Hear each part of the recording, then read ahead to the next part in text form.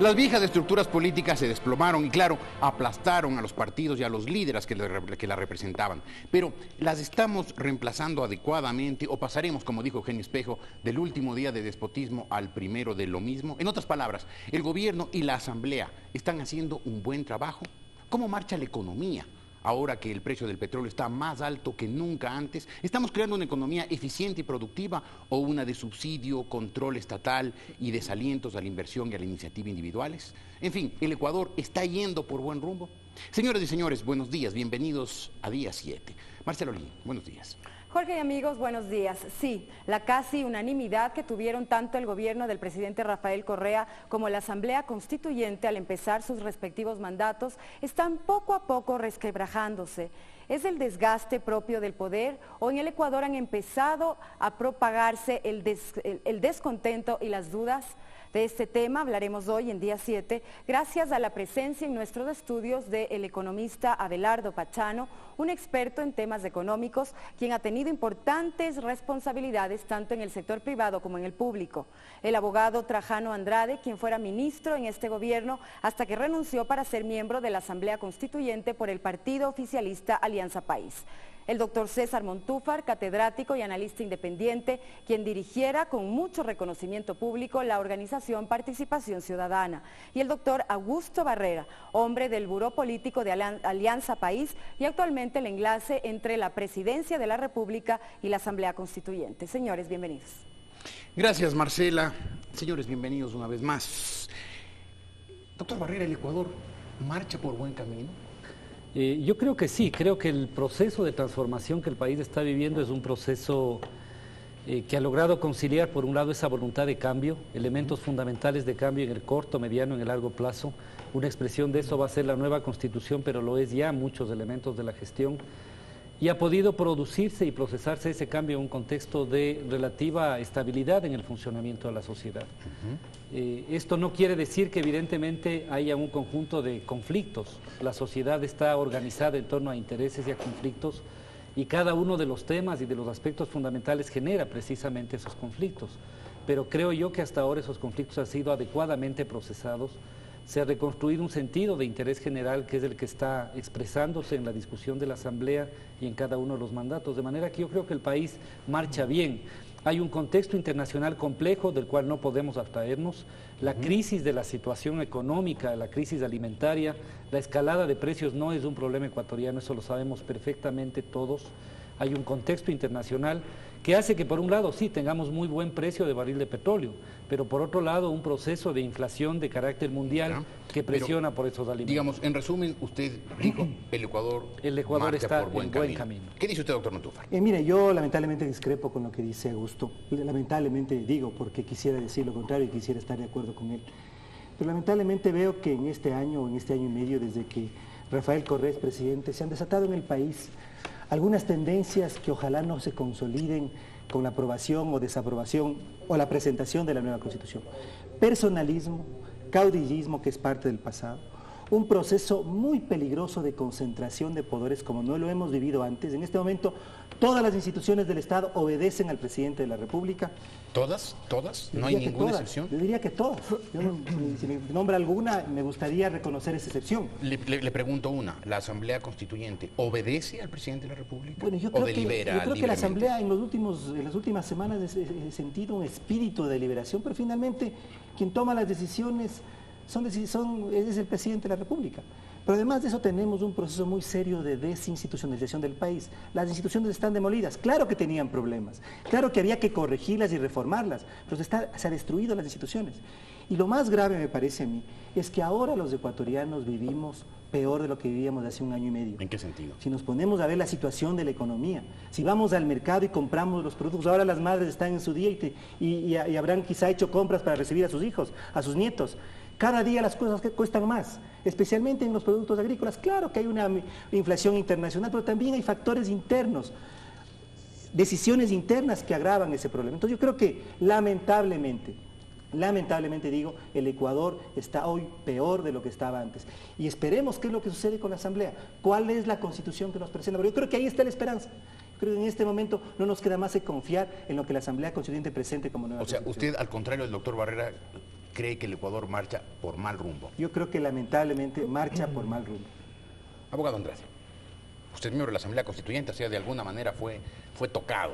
Sí, pero yo quisiera un poco también ampliar en términos generales el juzgamiento que se hace del personalismo y del caudillismo como nueva forma de gobernar.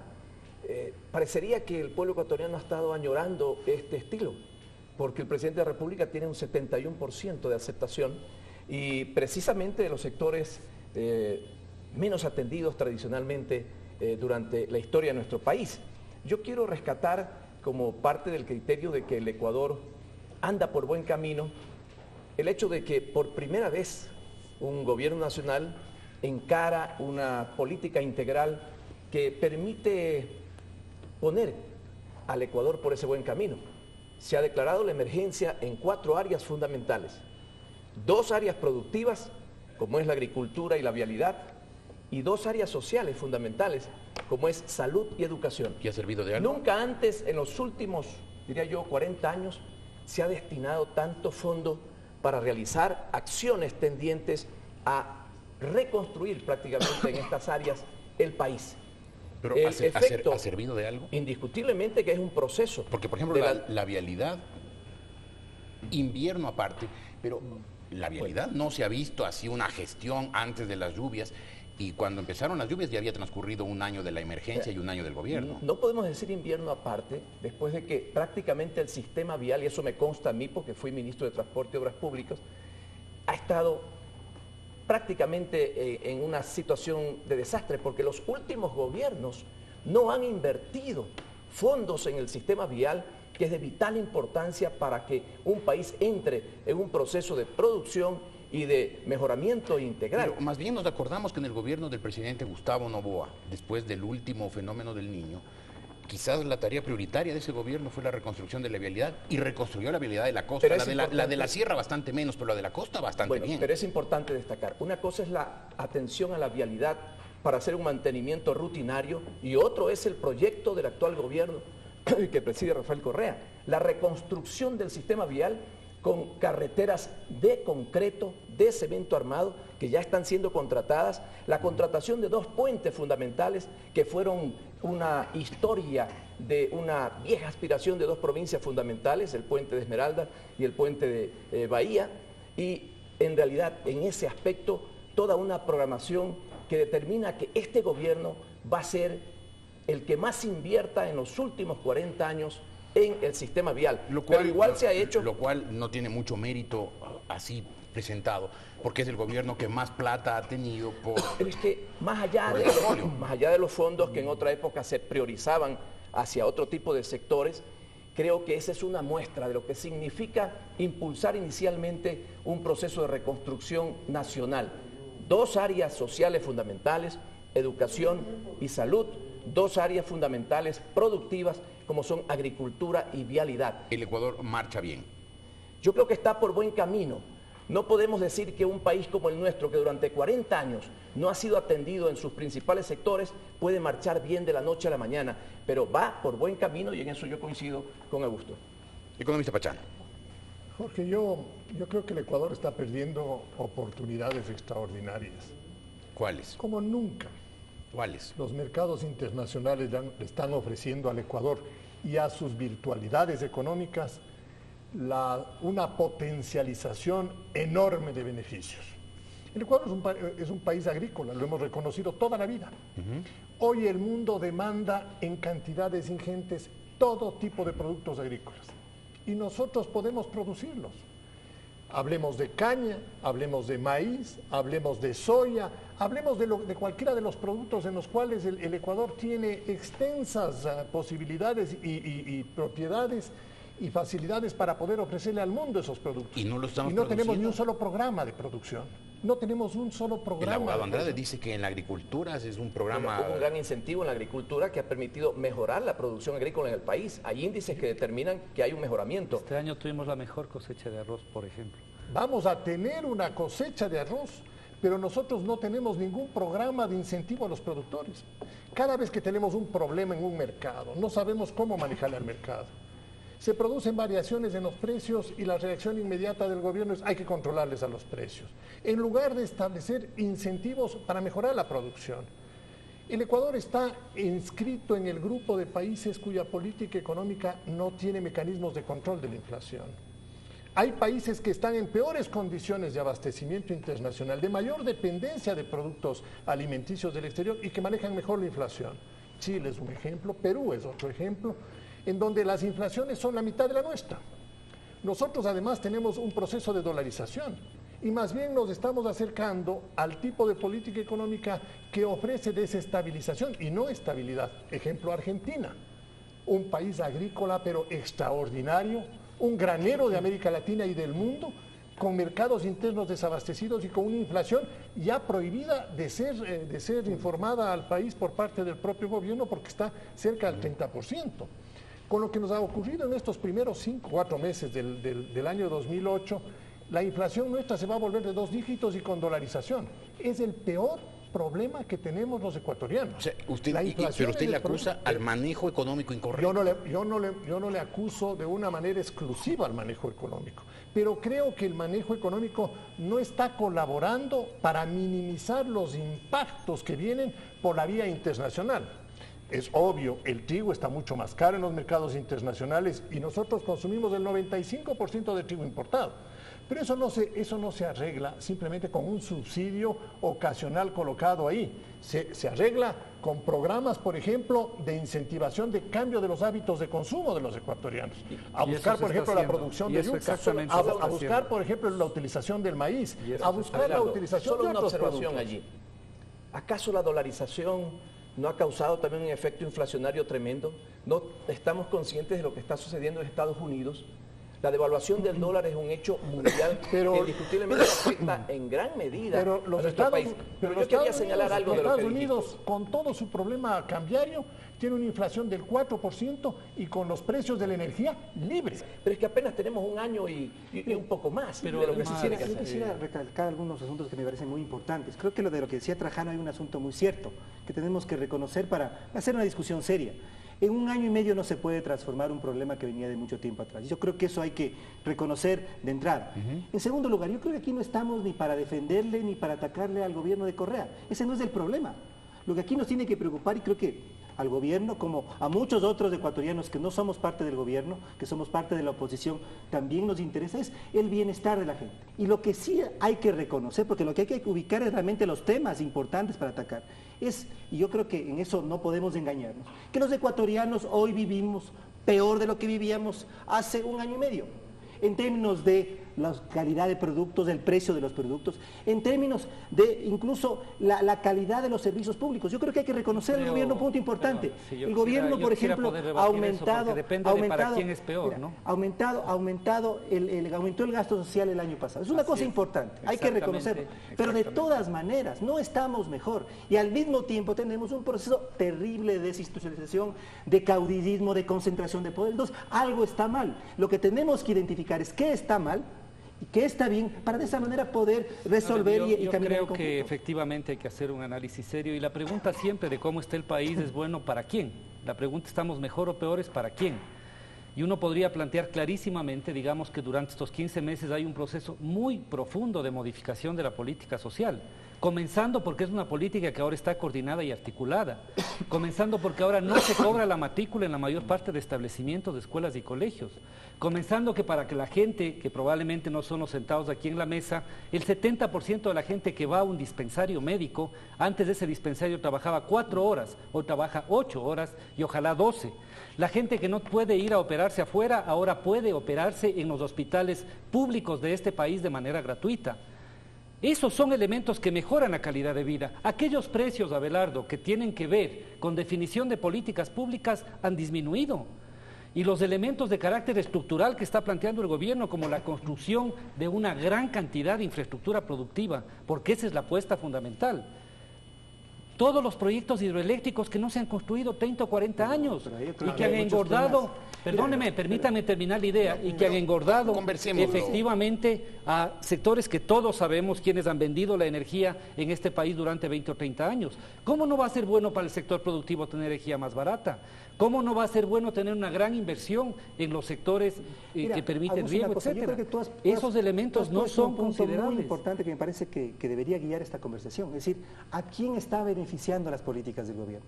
Y cuando hablamos de una inflación galopante, que yo creo que es el problema. Galopante. Es una inflación galopante en dólares, a mí me parece que no podemos de ocultar aquello. Estamos diciendo que eso a quien más afecta es a los más pobres.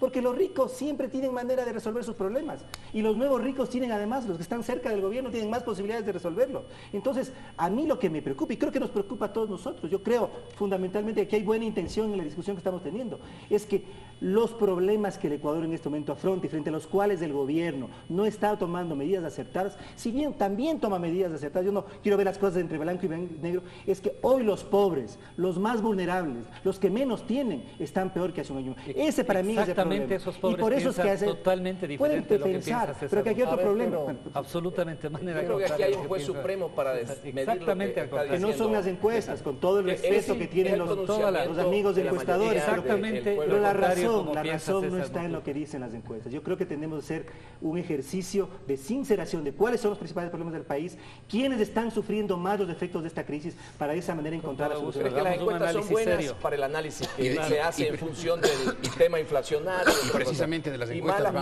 para Nadie puede puede precisamente arrogarse, es muy importante. uno no puede Precisamente descalificar las- las encuestas y creer que todo el pueblo está en contra de la yo sí situación. pienso Precisamente que de las tener un poco encuestas de vamos a seriedad, hablar después de este absolutamente. corte comercial. Va a estar aquí Paulina Recalde de Perfiles de Opinión y después estará también con nosotros el encuestador del gobierno, Santiago Pérez. Así es que tendremos encuestas independientes e encuestas dependientes. Hacemos un corte.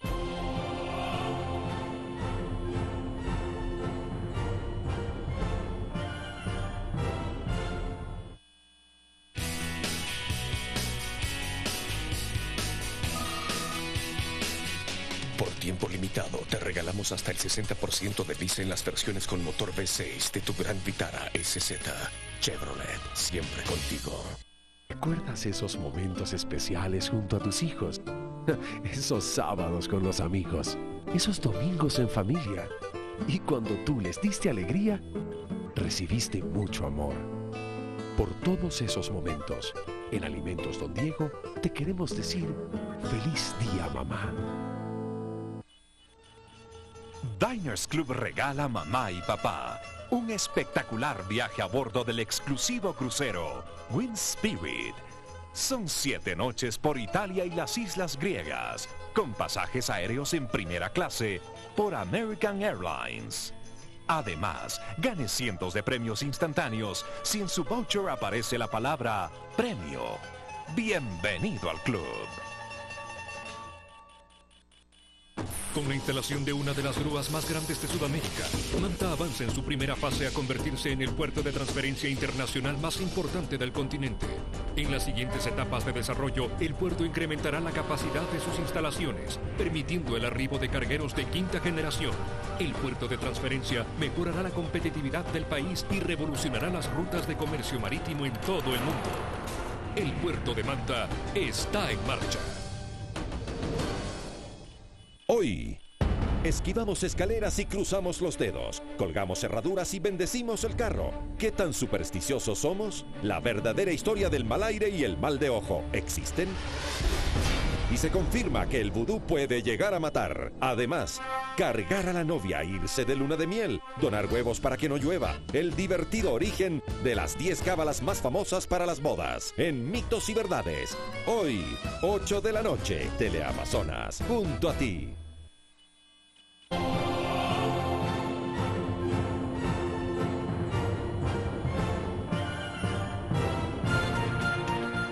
A pesar de la tensión constante en la política, de las dudas sobre el acierto en el manejo de la economía, la actualmente muy rápida alza de los precios y la incertidumbre sobre el contenido y los verdaderos propósitos de la nueva Constitución, las cifras de aceptación tanto del presidente Correa como de la Asamblea Constituyente se mantienen en niveles altos. Veamos algunas cifras al respecto.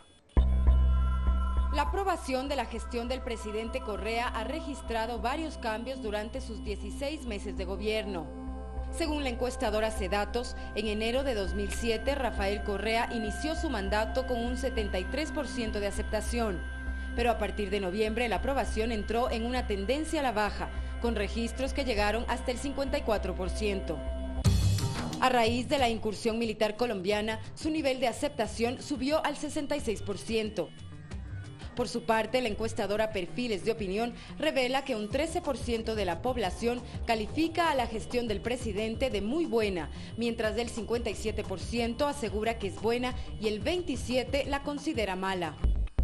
La aprobación de la Asamblea también registra un considerable descenso. En noviembre alcanzó el 62%, 4 meses más tarde bajó casi a la mitad, ubicándose en el 32%, de acuerdo a las mediciones de Cedatos. Perfiles de Opinión también preguntó a los ciudadanos acerca de si piensan votar a favor o en contra de la Asamblea. Un 63,3% afirmó su respaldo, mientras el 34,9% se manifestó en contra. Sí, Perfiles de Opinión es una de las encuestadoras que fue consultada para este reportaje. Paulina Recalde, precisamente de Perfiles de Opinión, también está aquí esta mañana. Licenciada, ¿cómo está usted? Buenos días. Buenos días, Jorge. Hoy, mediados de mayo, ¿cómo está la popularidad del presidente Correa? ¿Cómo está la popularidad de la Asamblea Constituyente? Bueno, empiezo diciendo que esta es una encuesta realizada en Quito y Guayaquil el pasado fin de semana. El presidente Correa no ha modificado la calificación de gestión. Tiene en este momento el 71% de aceptación en Quito y Guayaquil, frente al mes anterior que tenía el 74%. La credibilidad del presidente Correa, esta se ubica en el 57.2%, es decir, el 57% cree en la palabra del presidente Correa. En el caso de la Asamblea Constituyente, esta tuvo una crecida en aceptación desde el mes anterior. Tiene en este momento el 55% de aprobación de gestión, esto es 56% en la ciudad de Guayaquil, 57% digo en Guayaquil, 52% en Quito. ¿A qué puede deberse que haya subido la credibilidad de la Asamblea Constituyente? Bueno, especulamos un poco diciendo que fundamentalmente la comunicación o la publicidad de la Asamblea Constituyente ha sido más intensiva en este último tiempo. Solamente un asunto de propaganda. Y a través de la comunicación se ha hecho llegar a la población la realización de algunas aprobación de constitución, de mandatos. Por ejemplo, se ha hecho énfasis en el caso de la eliminación de la tercerización. Se ha hablado también del caso de la eliminación de las condiciones anteriores en las que funcionaba la minería. En el caso del presidente, usted me dice que su aceptación ha bajado de 74 a 71. ¿A qué pueden deberse estos 3 puntos de baja? Bueno, esto está dentro del margen de error. Esta encuesta tiene un margen de error de más o menos... Es decir, se puede decir que el presidente esté estable en su nivel. Se ha mantenido desde el mes anterior. Realmente. Niveles extraordinariamente altos en los dos casos, presidente y asamblea. Extraordinariamente altos en el caso del presidente, tomando el tiempo de mandato que lleva y tomando el tiempo a la serie de situaciones conflictivas que ha tenido que tener no solamente el país, sino el gobierno, la serie de conflictos que ha enfrentado efectivamente. Y en el caso de la Asamblea, yo diría que por su forma, por su institución, es difícil que tenga una calificación más alta. ¿Qué quiero decir con eso? Que fácilmente, formal, aunque no moralmente, puede ser asimilada a un Congreso y es una institución que es difícil para la población darle una calificación mucho más alta de la que este momento tiene. César Montúfar decía, y usted le oyó, licenciada, decía, el buen camino por el que marcha un país no se mide por las encuestas. ¿Usted qué dice? Bueno, ciertamente no se mide solamente por las encuestas, pero quienes hacemos medición de opinión pública y quienes leen las cifras, lo toman como un referente para leer la compleja realidad social. ¿Cómo se explica finalmente, licenciada, que ahora que hay César Montúfar decía, inflación galopante, por lo menos la más alta en varios años, la popularidad del presidente no haya bajado? Bueno, hay otros elementos que también están jugando en este momento. Por ejemplo, un 76% de la población aprueba cómo el presidente Correa manejó el conflicto con Colombia. Y en el caso del alza de precios, no tengo los datos acá, pero en la medición del mes anterior, lo curioso o lo interesante, digámoslo así, es que la población no culpabiliza al gobierno de esta alza de precios y más bien hace alusión a que es un tema por un lado internacional, y luego también hace énfasis en que tiene que ver con una suerte de especulación que estaría manifestándose en el país. Entonces, uno podría decir que es paradójico, la gente se está quejando del alza de precios, sin embargo sigue apoyando al presidente, pero hay otros elementos que la población está viendo como positivos en esta administración. Perfecto. Y que podrían sentirse probablemente el alza de precios en meses anteriores. Este momento la población no está tomando como elemento para calificar negativamente al presidente Correa. Señores, ¿qué opinan? Yo creo que efectivamente no puede haber un buen gobierno que sea adicto de las encuestas, pero la democracia se fundamenta en el asentimiento de la gente respecto a la política que hace. Entonces es completamente legítimo, y por eso yo señalaba el buen camino, porque a 15 meses de cambios profundos, conflictivos, si habría un gobierno electorero no nos habríamos topado con algunos temas conflictivos y lo habríamos eludido. Pero, Jorge y amigos, este gobierno ha planteado con la Asamblea mandatos que establecen techos a las indemnizaciones y a los latisueldos. Ha sido este gobierno el que ha eliminado una forma terrible de comisionistas del trabajo ajeno como es la tercerización, pero al mismo tiempo ha planteado revisar contratos colectivos que son lesivos para el interés general. Lo que yo veo, Augusto, es que pueden haber buenas intenciones en corregir una serie de desalineamientos de políticas económicas y sociales. El ejemplo de las tercerizaciones. La tercerización fue revisada en el gobierno de Palacio y uno de los grandes autores es el ministro de Energía actual, Galo Chiriboga. Y ahí se pusieron todas las cláusulas para controlar precisamente aquellas malhadadas prácticas de abuso en la relación laboral. Sin embargo, hoy día hay determinado tipo de actividades económicas que requieren un vínculo laboral de un día a la semana. No hay cómo hacerlo. No sé porque hay el código que contratarle del por lo menos, hay que contratarle, si me perdonas, te he estado escuchando yo, hay que contratarle 4 horas y en este caso va a haber una dificultad de contratación.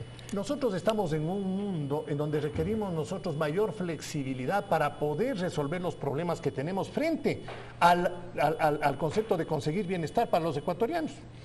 Y miramos ahora en dos indicadores si es que estamos en la línea correcta de solución de los problemas de los ecuatorianos. Desempleo. La serie la cambió el Banco Central, modificaron las metodologías, no nos dan información. El Banco Central se ha convertido en una institución casi carente de credibilidad, está manipulando determinado tipo de cifras y yo lo puedo probar en un campo particular, pero en el tema del desempleo. En los últimos 3 meses ha subido un punto porcentual el desempleo. Eso es 40.000 personas que se han incorporado a la masa de desocupados. Y el otro es que el subempleo subió 5 puntos. ¿Datos de quién son esos? Del Banco Central del Ecuador y del INEC. Correspondientes al mes de marzo. 40.000 desempleados más y 200.000 subempleados más. Claro, y es el problema que nosotros tenemos de que no hay una política económica que equilibre lo que yo llamo los 3 grandes socios del desarrollo, que es el trabajador, el empresario y el Estado. Ninguno de los 3 tiene preponderancia. Los 3 tienen igual peso. Así debería ser o así es. Abelardo, la inversión pública también genera. Perdóname, en el términos de distribución de inversión, 75% de la inversión en el Ecuador históricamente es privada y 25% es inversión pública. Y no puedes crear... Ahora se ha revertido eso. No, ahora lo que pasa es que tiene 0 inversión privada, entonces vas a tener 100% de inversión pública.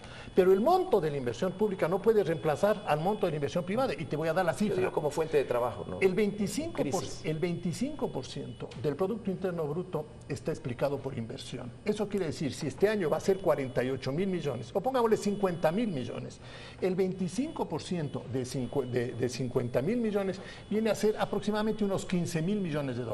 Ni gastando todo el presupuesto del Estado solo en inversión pública vas a poder reemplazar a la inversión privada. Eso es imposible. Pero no se ha frenado. Perdóname. Yo te voy a dar 2 indicadores de inversión privada. La inversión externa privada. Acabamos. La inversión externa privada era más o menos de 600, 700 millones de dólares anuales. El año pasado fue 127 millones. Y este año los sectores que más han contribuido a la inversión privada y que le entregaban muchos recursos están parados, que son los sectores mineros y de hidrocarburos. Se tiene ya inclusive los resultados de los 3 primeros meses de producción hidrocarburífera de las empresas privadas y ha caído el 3% de la producción será privada. exacta, Abelardo. Y te pongo Yo dos estoy ejemplos tomando concretos. cifras del Banco Central del Ecuador. Ahora, vamos a si me permite hablar, solo solamente. una cosita quisiera decir, Trajano. Ahora sí te pido que por favor me escuches porque yo te escuché hace un momento y creo que es importante definir una cosa. A mí una cosa que me preocupa y creo que tenemos, yo insisto el punto, porque lo que plantea Abelardo me parece realmente importante. El empleo, la inflación, la calidad de vida. Ha habido cosas importantes. Yo creo que en el tema de la política social del gobierno hay cosas que saludar, importantes. Pero creo que lo que tiene que en este momento convocarnos a pensar es que los ecuatorianos no estamos mejor y que los más pobres son los que están más sufriendo más esta situación. Y a mí me preocupa muchísimo el que en cambio tenemos una estrategia de gobierno. Lo de ser popular en las encuestas, Trajano, si me permites, no es una cuestión muy complicada. Son estrategias. En Estados Unidos en este momento la academia discute estas estrategias de campaña permanente. Berlusconi, Uribe, ¿cómo así Uribe tiene 84% de las encuestas? Berlusconi igualmente, son estrategias de comunicación y que a mí me parece inmoral. A mí me parece inmoral que en un momento en que el país está sufriendo una grave crisis económica, el gobierno gaste tanto en autogratificarse, en generar una publicidad Pero estamos diciéndole inmoral a una encuesta que acabamos de escuchar. Perdona, yo no estoy diciendo que estoy... Por favor. No, pero yo no estoy diciendo, a mí me parece que es... Porque no se puede utilizar términos que en un momento dado resultan yo creo que es inmoral para quienes cometen. Yo no he estado hablando de las encuestas. Yo creo que es inmoral en un país que vive una crisis económica tan fuerte, en un país que sufre una inflación muy grave, que el gobierno siga gastando millones de dólares en publicidad. Han gastado en esta encuestadora independiente que acabo de darnos datos. Eso me parece que no es válido. Yo preguntarle si el gobierno le ha pagado esa encuesta. Si queremos tener una visión objetiva, yo creo que no cabe, digamos, porque eso demuestra la absoluta falta de objetividad sobre las cosas. Una calificación ética respecto de eso, de millones. A ver, veamos cuántos millones, veamos cuánto, que es más o menos, bastante menos que lo que gastan los municipios y la mayor parte de otras instancias. Yo no estoy diciendo que está bien. Espérate un ratito. Acabamos de cerrar 2 excelentes procesos de negociación defendiendo el interés nacional y la inversión extranjera con 2 telefónicas. No, eso es cierto. Bueno, es sí, cierto. Eso está bien. Claro, eso está bien. Segundo, a ver, permítanme ahora. Es una estrategia correcta del gobierno. Exacto, bien. Qué bueno que se considere eso. Pero eso lo que demuestra es que no hay ningún afán de persecución a la inversión. Ahí está la inversión, pues. Pero en condiciones favorables para el interés nacional, pues. Lógico. Sobre eso yo quisiera evidentemente políticas de fomento al sector productivo, comenzando a establecer algún marco de regulación a las tasas de interés, pues. Lógico.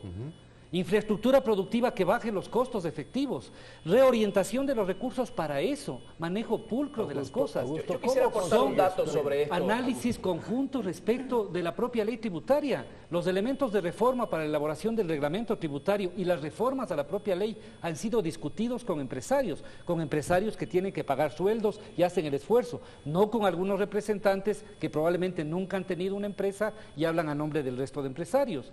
Esos son los elementos sobre los cuales creo que es posible construir un acuerdo y esa es la voluntad y la vocación de este gobierno. Tengo que hacer un corte comercial, señores, volveremos con... Hay más tiempo para seguir conversando. El dato nos lo dará Trajano Andrade al volver de este corte comercial. Estará aquí Santiago Pérez. A ver.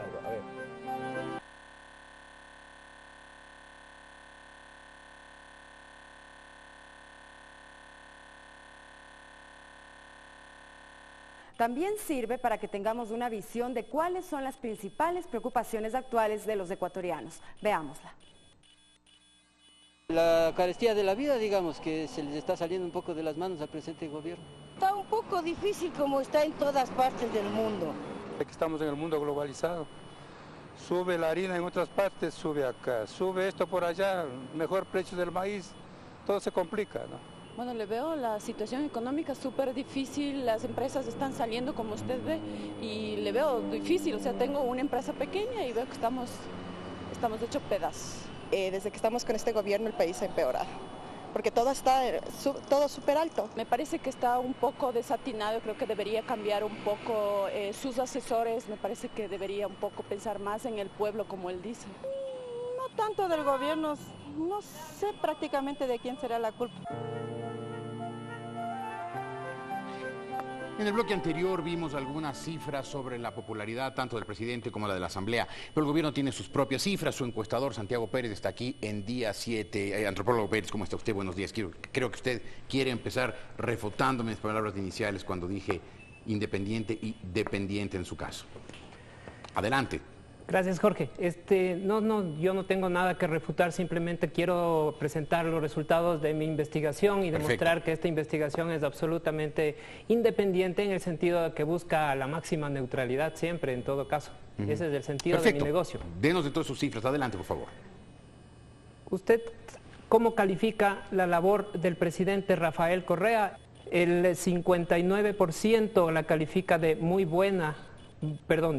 Buena la labor, el 7% muy buena, el 29% mala y el 7% muy mala. Entonces tenemos que si sumamos las opiniones positivas, que son muy buena y buena. 66. Y las negativas tenemos. Serían 66 positivas, significaría que 2 de cada 3 ecuatorianos actualmente considera positiva la labor del presidente Correa, mientras que el 36%, no cuadran las cifras, 66 y 36 nos pasamos. Vamos a repetir, discúlpeme. 7, 59, 29 y 7 me dijo usted. Discúlpeme, son 5 muy bien, 59 bien, 29 mal, 7 muy mal. Ahora, le pregunto lo mismo que le preguntaba a Paulina Recalde. Hay muchas quejas y vimos en ese rápido sondeo que hicimos, muchas críticas al tema de los precios. Están subiendo rápidamente y la gente lo siente cuando va al mercado. ¿Cómo se explica que esto no haya repercutido en un descenso notorio de la popularidad del presidente de la República? Nosotros hemos hecho el análisis desde el punto de vista de que es un tema bastante complejo tratar de resumir solamente o reducir el tema a la popularidad. Lo que tenemos es que hay una mayoría de la población que, estando muy inclinada hacia apoyar el proceso de cambio, encuentra en que el presidente de la República, Rafael Correa, todavía sigue manteniendo esos principios fundamentales, esos valores iniciales con los cuales él se inició en la carrera política, es decir, honestidad, preparación, inteligencia, valentía y estar propiciando fuertemente el proceso de cambio. Ahora, si es que los precios siguieran al alza, previsiblemente, usted que es un experto en el manejo de opinión pública, en el manejo del talante nacional, ¿cree que habría un descenso de la popularidad del presidente? Lo que se espera de un gobierno es eficiencia y se espera calidad en la gestión y por supuesto es una obligación del gobierno. Probablemente a pesar de que es un grupo minoritario, hay un grupo de personas que no están contentas con la gestión del gobierno y ese puede ser una señal de alerta y por eso es que se hacen estos estudios para también ir midiendo todas estas tendencias y estas opiniones. Ajá, pero se suponía que algo que llega a la gente tan directamente como el costo de los alimentos. En un gobierno y un presidente que dijo muchas veces durante esa campaña, soy el primer economista que llega a la presidencia, el primer presidente economista que tiene el Ecuador, la gente esperaba un manejo económico impecable y de pronto la inflación se va al doble o más del doble de lo que estaba con gobiernos anteriores cuyos presidentes no eran economistas. Bueno, desde el punto de vista de la opinión pública, nosotros estamos haciendo bastantes investigaciones permanentemente, no solamente encuestas, grupos focales, cualitativos.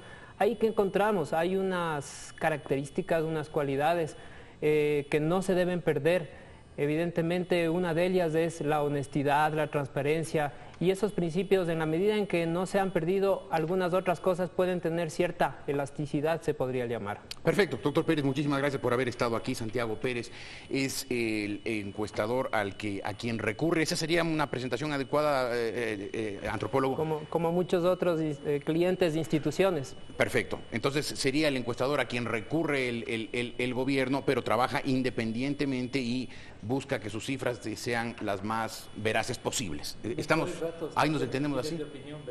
Mejores datos son los de perfiles de opinión. Yo quisiera... a medias, porque así sí. No, vea. Según Santiago Pérez, la calificación del presidente como mala es del 29. Por eso. Perfiles de opinión midió 27. Mejores datos son los de perfiles de opinión para el gobierno. Una demostración de imparcialidad. Una demostración de imparcialidad. Muy bien, vea. Oye, pero aprovechando que está Santiago Pérez, yo vi una... Déjelo, Angelito, a lo mejor. Yo vi una encuesta de él del 5 de abril en donde hace la pregunta abierta es ¿cuál es su principal problema a los encuestados? Y el 25% de sus encuestados dicen mi principal problema es la inflación, el 24% dice mi principal problema es el desempleo y el 10% de los encuestados dicen mi principal problema es la inseguridad. Yo creo que aquí hay tres temas que trae el análisis de Santiago Pérez y que le voy a vincular con una investigación de informe confidencial para poner de una vez toda la competencia y para ver que sí funcionan los mercados. En donde sí hay que creer en las encuestas. Y hay que creer en los mercados. En donde informe confidencial hace bien regulados, una pregunta. Bien regulados. Sí, bien regulados, pero de competencia. Bien regulados. El tema es que cuando excedes la regulación, pierdes el concepto. Regulados bien, no muy regulados. Bien regulados. No, por ejemplo, un sistema financiero requiere mucha regulación, como pero casi también toda mucha la producción. libertad. Porque si tú le cohibes a los mercados, no vas a tener producción. Y si no tienes producción, vas a tener problemas de abastecimiento. Pero esa política económica no ha solucionado los problemas del país. Ya te voy a decir cómo se resuelve. Es importante históricamente hay una pregunta abierta de informe confidencial sobre el problema de la inflación. Y dice, bueno, ¿y quiénes son los responsables de la inflación en el Ecuador? De la misma fecha de la de Santiago Pérez, que es principios de abril. El presidente 18%. El gobierno 11%. Las inundaciones 14%, los empresarios 20%, los especuladores 17%. ¿Qué conclusión llega a la conclusión? Economista? El pueblo ecuatoriano es mucho más inteligente de muchísimos analistas y están percibiendo que este es un cúmulo de elementos que están trabajando, pero que requieren un liderazgo para resolverlo, porque no está librando de responsabilidad a nadie. Está diciendo, señores, yo tengo frente a mí un problema severo, definido por este aumento de los precios.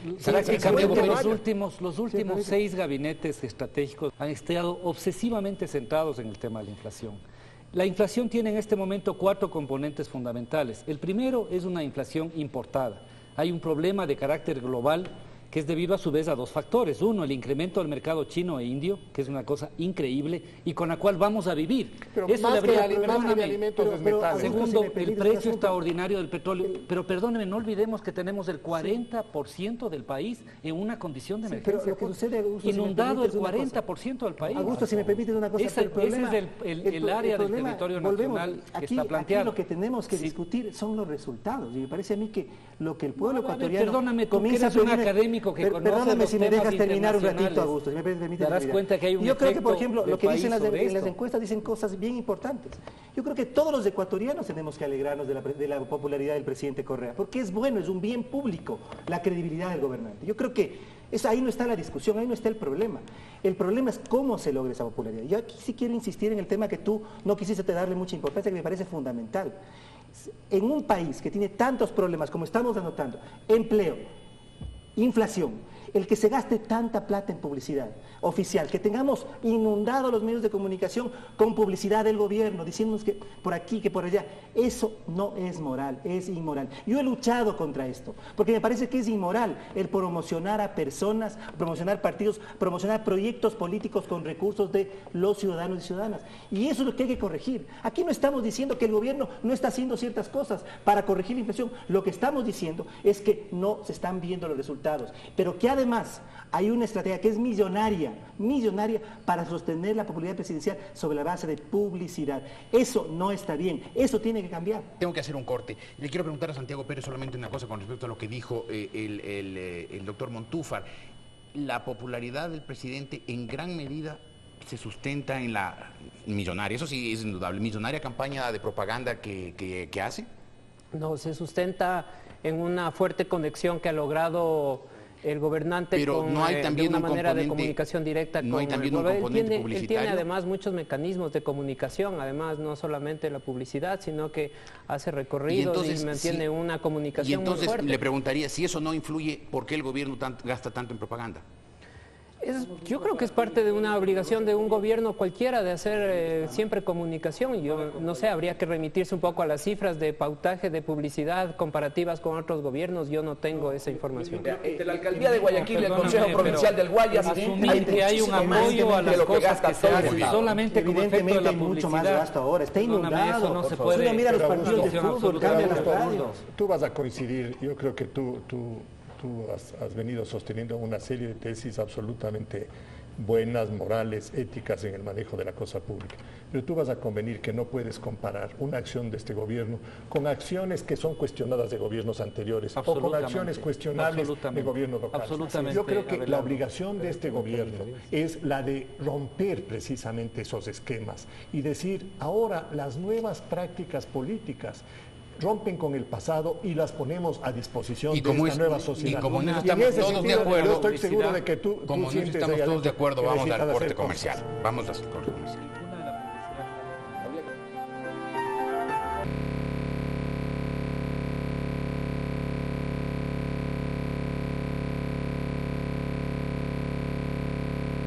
Junto a ti.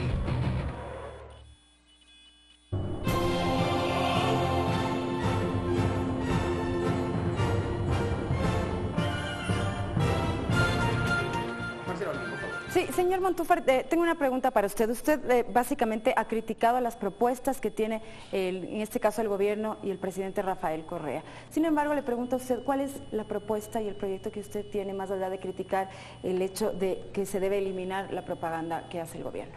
Bueno, yo creo que coincidió también en muchas propuestas, pero yo fundamentalmente discrepo con el modelo. Creo que se hacen algunas cosas bien puntualmente y que saludo, pero creo que el modelo es el equivocado.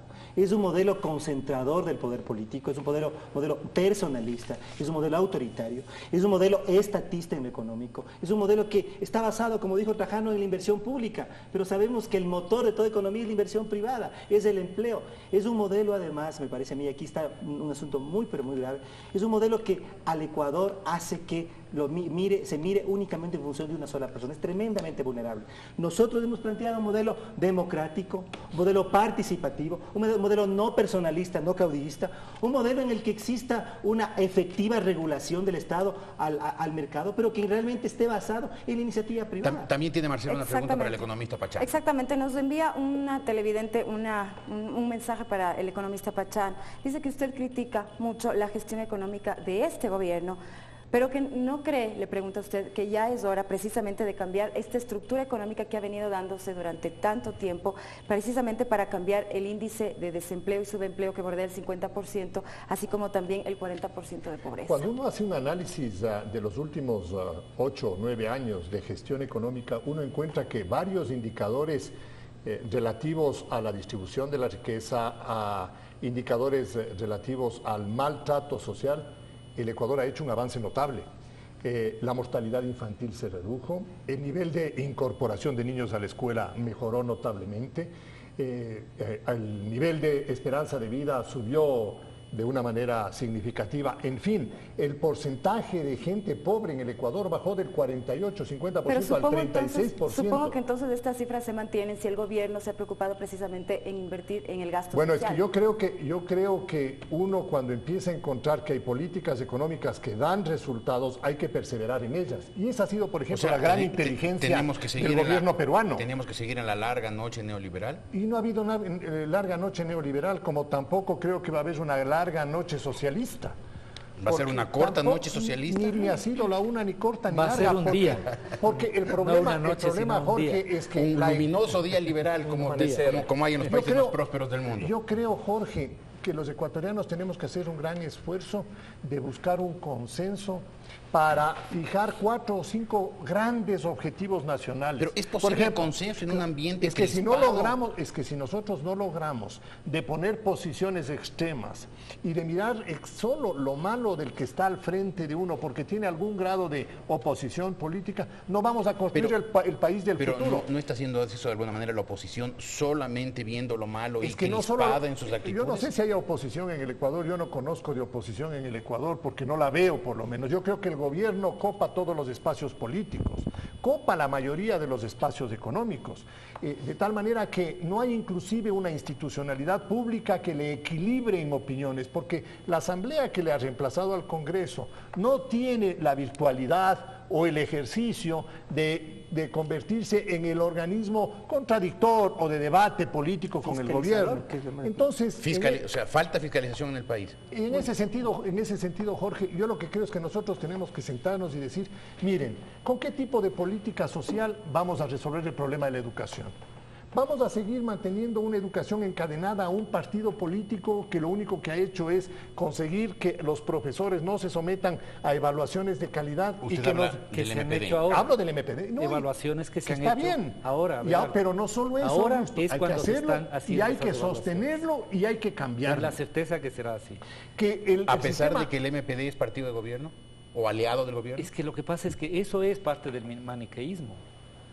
Si tenemos una política social activa, si reconocemos el trabajo del magisterio como el más mal pagado, si entendemos que si no invertimos en educación y salud, esto no camina, si rompemos la idea de que ese gasto social es el peor gasto que podemos hacer y no concebimos que es inversión, claro que vamos a seguir en ese camino. Pero lo que estamos demostrando, Jorge, y yo quiero dejar eso absolutamente sentado, es que en el debate de la Asamblea, en el debate del bloque y en el debate del gobierno, hemos dado muestras que nosotros sí vamos más allá del interés corporativo. Muchísimo más allá, estamos construyendo interés general. Por eso este gobierno sí está haciendo las evaluaciones de la educación. Por eso este gobierno, por supuesto que va a dar una educación pública de calidad. Yo quisiera rescatar algo que dijo César. ¿Quieres ver resultados en 15 Yo no he meses? intervenido en este bloque. Y aclarar sobre todo. Yo no he sostenido que la economía del país se va a sustentar solamente en la inversión pública. Creo que es de fundamental importancia señalar que este gobierno ha hecho inversiones en 4 áreas estratégicas fundamentales que en su conjunto van a dinamizar la economía integral del país. Yo quiero rescatar algo de lo que decía Augusto.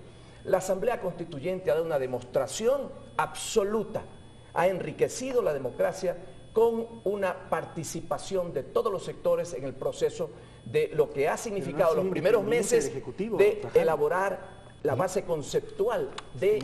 Ahora, respecto de la intervención del Ejecutivo, yo considero legítima la intervención del Ejecutivo. El Ejecutivo es un colegislador en toda democracia y el Presidente de la República es el líder de un proceso de revolución ciudadana por el cual votó el pueblo ecuatoriano. Él tiene la credibilidad y más allá de que se lo señale, como se lo está señalando en forma personalizada, él está en una posición de absoluta identidad. El gran riesgo, y ojalá yo me equivoque en esto, Trajano, yo ahí confío en la gestión política de Augusto Barrera, es que la constitución que vaya a producir la Asamblea no sea una constitución instrumento de un proyecto político del actual gobierno. ¿Teme usted eso? Yo temo totalmente, porque es absolutamente inconcebible. Ustedes conversen con constitucionalistas, con gente que ha mirado procesos constituyentes en todo el mundo, con procesos constituyentes serios, con proyección de mediano y largo plazo. Es inconcebible que el presidente de la República, que se reúna con miembros de su partido en la constituyente casi 2 o 3 veces por semana. Pero tiene que haber autonomía e independencia. Eso es parte de una hipocresía democrática que se ha venido poniendo en práctica. Se trata de hipocresía democrática, se trata de defender un valor, si me permites,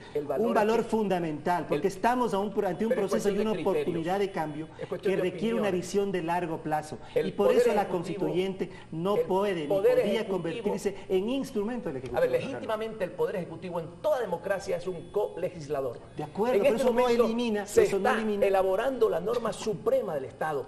Quienes ven la participación del presidente de la República como una injerencia que le quita independencia, están equivocados, porque el presidente tiene el derecho de participar con su proyecto para plantear el proceso de cambio que se ha iniciado y por el cual votó el pueblo ecuatoriano. Tiene que expresar ese proyecto, pero tiene que haber autonomía, porque no puede ser el trabajo de la Asamblea, ni puede subordinarse el trabajo de la Asamblea, como se ha subordinado con el tema de varios mandatos al proyecto del gobierno. Yo creo que ese es un tema tiene que ser aclarado. Entre todos los que estamos. Yo hago ese vínculo 30 segundos finales, doctor Barrera, 30 segundos finales. El presidente y me parece que eso en absoluto es así.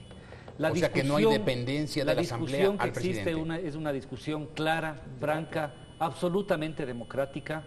Esto no es un libreto prefijado. Hace unos meses se decía, hay una constitución redactada. Está clarito que línea por línea, palabra por palabra, ha sido debatido. En la Asamblea hemos tenido 860 delegaciones de todos los sectores y las seguimos teniendo. Nos reunimos tantas veces porque no es a dar órdenes, es a discutir democráticamente. Quizás tenemos la responsabilidad de proyectar y ampliar ese debate, pero Jorge, estamos construyendo democráticamente este proyecto, porque somos convencidos de ese proceso. En la parte económica, también muy corto, el resultado final del año 2007, un crecimiento tan mediocre como el del 1.8 y las perspectivas de crecimiento del año 2008, de que va por alrededor del 2%, eso es una confirmación de que no estamos creando oportunidades de bienestar en la colectividad. Eso se confirma con el aumento de la tasa de desempleo y se agrava por el problema de inflación. Yo creo que aquí tenemos 3 ingredientes explosivos en un sistema de dolarización que hay que cuidarlo. Porque buena parte del bienestar de la colectividad ha estado construida sobre la base de ingresos programados, creíbles y sostenibles en el tiempo. Pero la dolarización creó una desventaja del arte, totalmente en el sector exportador, y eso lo dicen los propios exportadores. Y hoy día los exportadores están aprovechando las revalorizaciones del sol, del peso, de todos ellos, porque nosotros podemos colocar ingentes cantidades de producción allá. En el exterior, no al interior del país. Al interior del país la capacidad de consumo de los ecuatorianos ha aumentado tanto que es otro de los ingredientes que está propiciando la inflación. El tomate riñón no sube como consecuencia de la inflación internacional. Sube porque hay una monetización exagerada y hay un gasto público excesivo. De tal manera que ahí hay que sentarse a ver el problema, y es un problema muy grave porque en el centro de todo esto está el bienestar del ciudadano. Muchísimas gracias, señores, por haber estado aquí. Gracias. Valoro mucho y estoy seguro que el público también son muy inteligentes y en algunos casos muy apasionados aportes que sin duda nos ayudan al debate. Y gracias a ustedes, señoras y señores, por su compañía. Así como lo hemos hecho hoy aquí, es como un país encuentra sus caminos, analizando, reflexionando, debatiendo incluso con pasión, pues esa es la esencia misma de la democracia y de las sociedades libres, donde no existe una verdad oficial única e indiscutible, sino que todos los ciudadanos tienen el derecho, incluso el deber, de decir lo que piensan abierta y claramente, a toda voz, sin temer represalias ni descalificaciones. Yo, por mi parte, creo que todos los ecuatorianos, y repito, todos somos patriotas, todos queremos el mayor bien para la sociedad en la que nacimos, en la que vivimos y en la que nacieron y viven nuestros hijos. No admito, por lo tanto, que a nadie, por creer lo que cree y por decir lo que dice, se lo califique de apátrida, de traidor o de perro de nadie. Y como creo que todos los ecuatorianos queremos lo mejor para nuestro país, estoy convencido de que la sociedad que nos debe acoger es una sociedad abierta y plural, en que todos digamos lo que creamos, como han hecho con gran talento mis 6 invitados de hoy. Gracias una vez más a ustedes, un buen día y hasta el domingo próximo.